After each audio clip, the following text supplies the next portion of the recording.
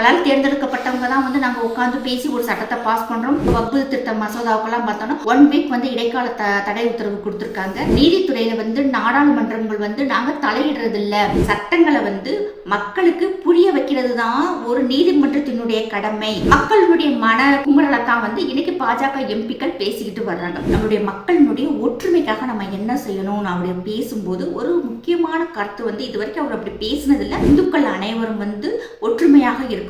அவர் எங்க போய் பொதுக்கூட்டம் போட்டாலும் அவர் சொல்ற ஒரே விஷயம், 2 நாளா வர அந்த சனி ஞாயிறுல வந்த நியூஸஸ் எல்லாம் பார்க்கும்போது நமக்கு அப்படியே ஒரு மாதிரி பயமாக இருக்கு. அங்க இருக்கும் நடக்கும் எந்த ஒரு அநியாயத்தையும் மம்தா பானர்ஜி இன்னைக்கு கண்டுக்க மாட்டேங்கிறாங்க.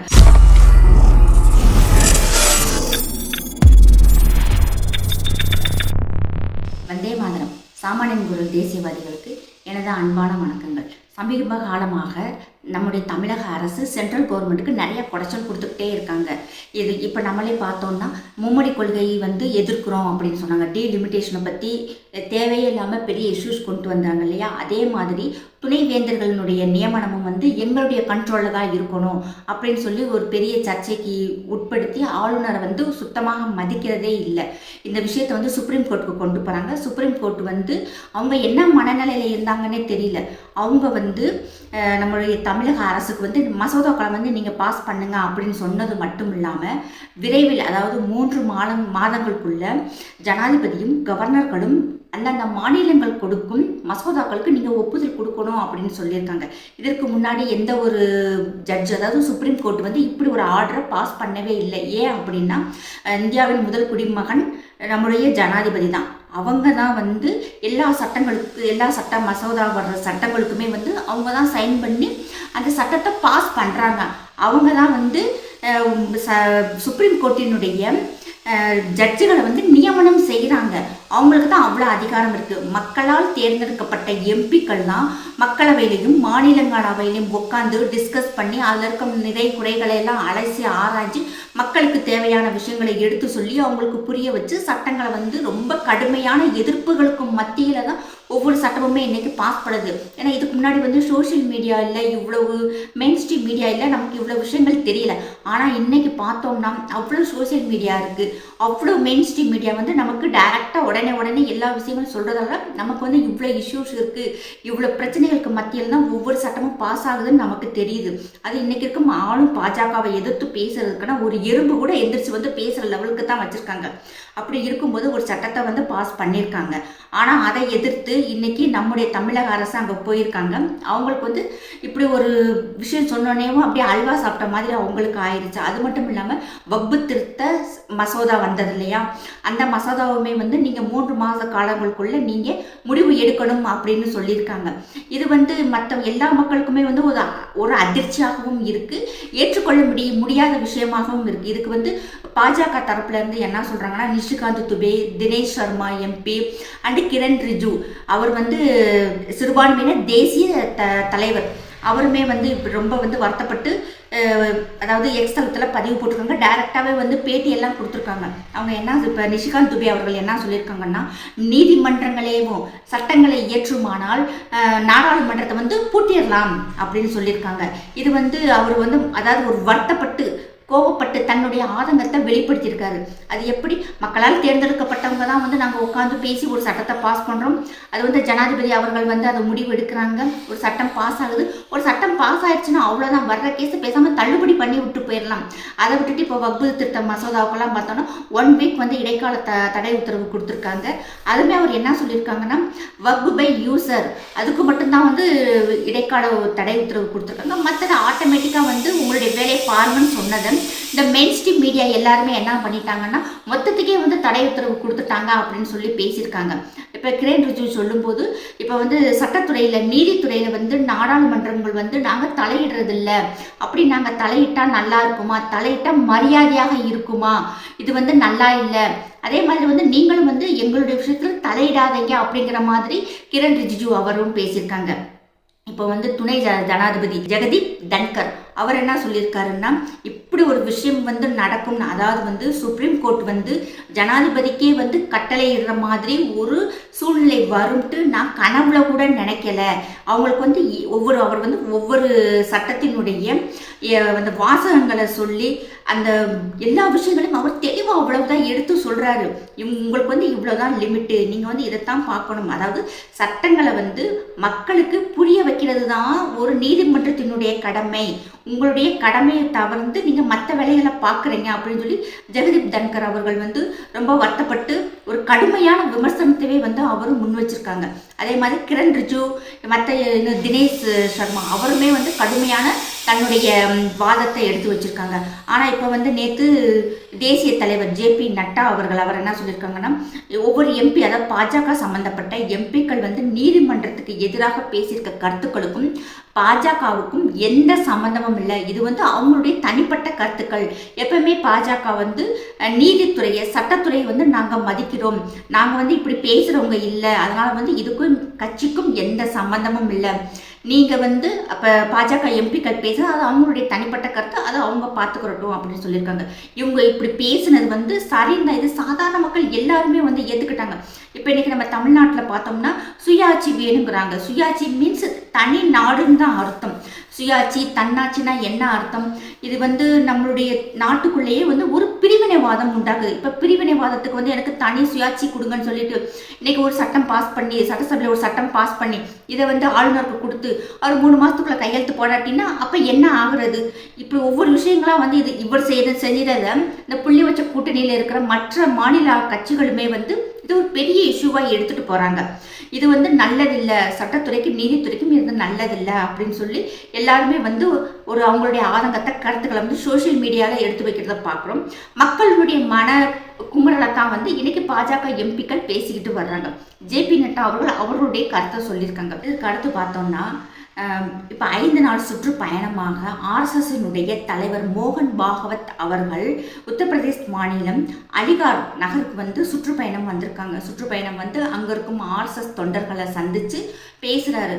அதாவது வந்து இன்னைக்கு வந்து சூழ்நிலை எப்படி இருக்குது, நம்ம அடுத்து என்ன செய்யணும், நம்மளுடைய மக்களினுடைய ஒற்றுமைக்காக நம்ம என்ன செய்யணும்னு அவர் பேசும்போது ஒரு முக்கியமான கருத்து வந்து இது வரைக்கும் அவர் அப்படி பேசினதில்லை.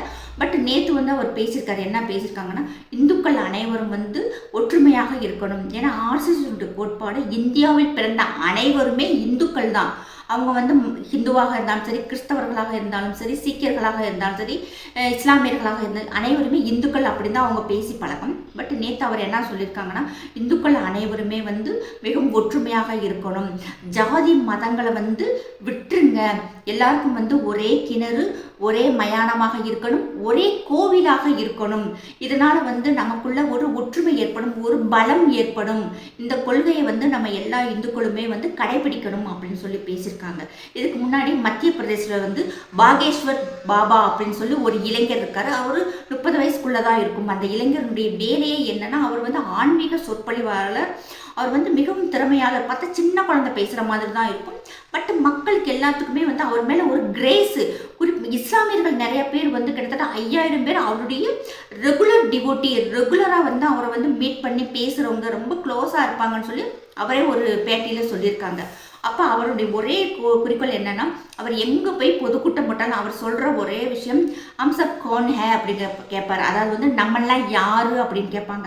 அப்போ அங்கிட்ட இருக்க பொதுக்கூட்டத்தில் இருக்க மக்கள் சொல்லுவாங்க, ஹம்சப் ஹிந்து ஹே, அதாவது நாங்கள்லாம் ஹிந்துக்கள், நீங்கள்லாம் யாருன்னு அவர் கேள்வி கேட்க, மக்கள் எல்லாம் நாங்களெல்லாம் ஹிந்துக்கள், நம்மெல்லாம் எப்படி இருப்போம், நம்மெல்லாம் ஒன்றுக்குள்ளே ஒன்று கலந்துருப்போம், நம்ம எப்படி இருப்போம், நம்மெல்லாம் ஒன்றா ஒற்றுமையாக இருப்போம், நம்ம எப்படி இருப்போம், நமக்குள்ள எந்த வேறுபாடுகளுமே இல்லாமல் நம்மளாம் ஒன்றுக்குள்ளே ஒன்றா இருக்கும் சொல்லி ஹிந்திலேயும் அவங்க அந்த மக்கள் சொல்லுவாங்க. இவர் சொல்லுவாங்க.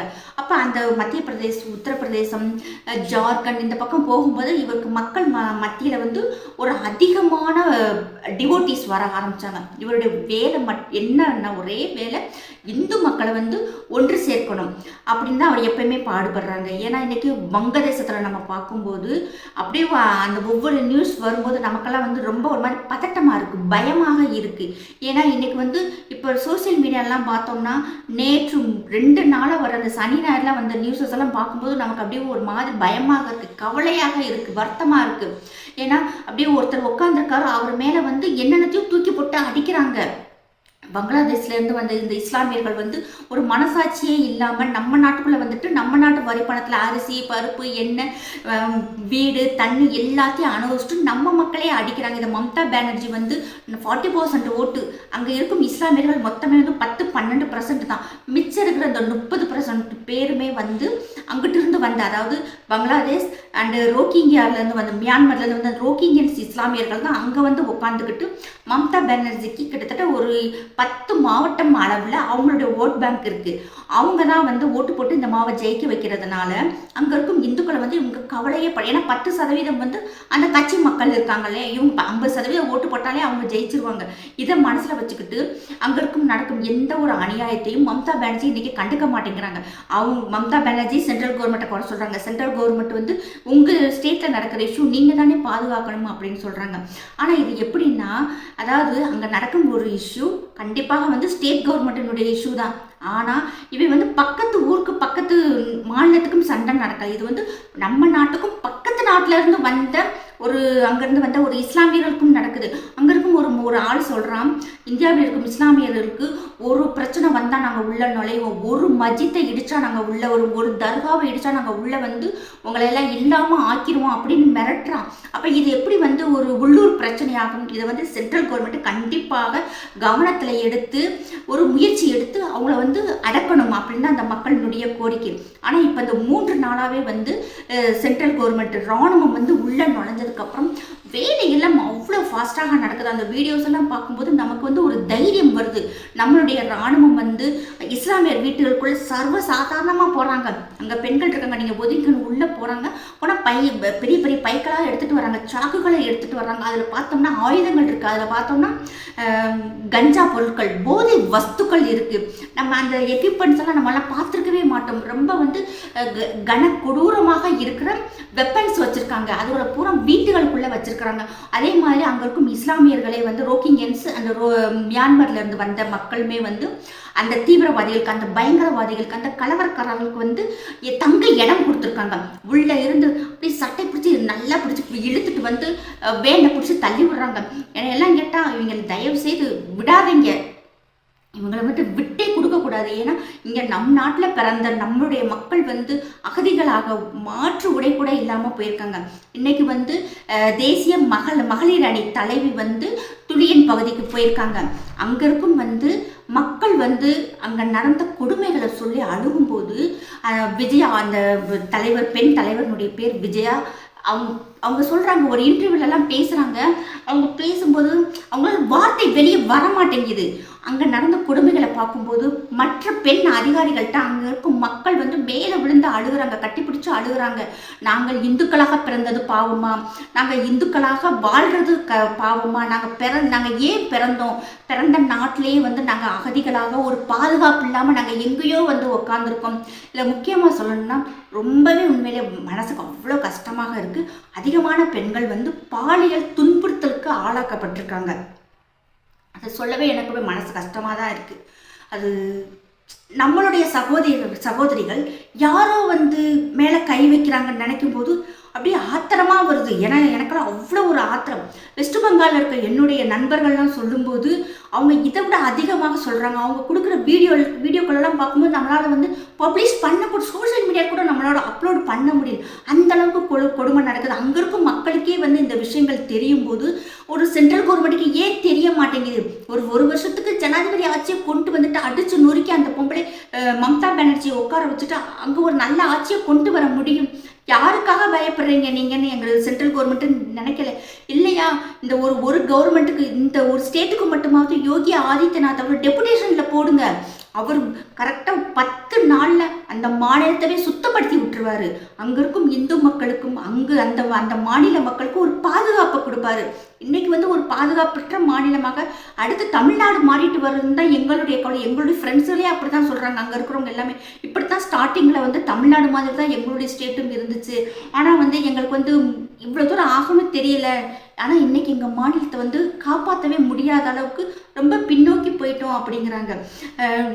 நைட்டுக்கு பெண்களை அனுப்புன்னு சொல்கிறாங்களாம். இப்படித்தான் வந்து ரொம்ப இதுக்கு முன்னாடி அங்கே இருக்கும் ஒரு கிராமத்திலேயே நடந்தது. இப்போ பார்த்தோம்னா இன்னைக்கு முர்ஷிதாபாத்தில் நடக்குது. அங்கே அந்த இளைஞர்கள்லாம் பார்த்தோம்னா எல்லாமே வந்து 25 வயசுக்குள்ளே தான் இருக்கிறாங்க. எந்த காரணத்தை கொண்டு இவங்களை வந்து விடவே கூடாதுங்கிறது தான் எல்லா மக்களுடைய கருத்துக்களாகவும் இருக்கும். இங்கே இருக்கும் இந்துக்களுமே தயவு செய்து புரிஞ்சுக்கங்க. ஒற்றுமையே பலம். ஒற்றுமையாக இருந்தால் மட்டும்தான் ஒரு ஆட்சி மாற்றம் வரும். இல்லாட்டினா நம்மளும் வந்து இன்னைக்கு வெஸ்ட் பெங்காலை பற்றி பேசுகிற மாதிரி நாளைக்கு நம்ம தமிழ்நாட்டை பற்றி மற்றவங்களும் பேச ஆரம்பிச்சிருவாங்க. ஆனால் வந்து நம்ம வந்து யாருக்கு ஓட்டு போடணும், யாருக்கு ஓட்டு போடக்கூடாது, இன்னைக்கு வந்து ஒரு சின்ன வீடியோ எடுத்து போட்டால் கூட, ஒரு ட்வீட் போட்டால் கூட, ஒரு ஃபேஸ்புக்கில் இருந்து ஒரு ஷேர் பண்ணால் கூட வந்து இன்றைக்கி அரெஸ்ட் பண்ணிட்டு போகிற நிலைமை தான் இன்றைக்கி நம்ம தமிழ்நாட்டில் நடந்துக்கிட்டு இருக்கு. ஒரு 6% ஓட்டுக்காக ஒரு 80% இருக்கும் இந்துக்களுக்கும் இங்கே இந்த அநியாயம் தான் நடந்துக்கிட்டு இருக்கு. கோயில்களில் நடக்கிற அநியாயங்கள் எல்லாம் கேட்க இங்கே யாருமே இல்லை. டெய்லி கொலை கற்பழிப்பு எல்லாம் சர்வ சாதாரணமாக இங்கே மாறிடுச்சு. இந்த மாற்றம் வந்து நமக்கு இது நடக்கிறது வந்து நமக்கு நீடிக்கக்கூடாது. ஒரு மாற்றம் வரணும்னா இங்கே இருக்கும் எல்லாருமே, நீ ஹிந்து முஸ்லீம் கிறிஸ்தவங்க யாராக வேண்டாம் இருங்க, ஆனால் நமக்கு வந்து ஒரு நல்ல மாற்றம் ஏற்பட்டால் மட்டும், ஆட்சி மாற்றம் ஏற்பட்டால் மட்டும்தான் நமக்கு வந்து இந்த மாநிலத்தில் ஒரு பாதுகாப்பு. இல்லையா நாளைக்கு நம்மளும் இதே ஆளுமையோடு தான் நம்மளும் ஒரு இடத்துல இருந்து இன்னொரு இடத்துக்கு போவோம். இஸ்லாமியர்களுக்கும் அதே நிலைமை தான். ஏன்னா இன்னைக்கு இந்துக்களை அடிச்சு விரட்டுறாங்கன்னா நாளைக்கு இவங்களுக்குள்ளே எஸ்சியா சுன்னி பரேல்வி தியோபந்தி இப்படி அகமதியா இப்படி போரா இவங்களுக்குள்ளே தான் அடிச்சுக்கிட்டு சாவாங்க. எங்கேயுமே வந்து இஸ்லாமியர்கள் ஒருத்தவங்க சார்ந்து இருந்ததாக உலக அளவில் கூட சத்திரம் இல்லை. அதே தான் இன்னைக்கு நம்ம நாட்டிலேயே நடந்துக்கிட்டு இருக்கு. தயவுசெய்து இதை மக்கள் வந்து கருத்தில் கவனமாக ஏற்றுக்கிறோங்கிறது எல்லாருடைய கருத்தும் என்னுடைய கருத்தும்.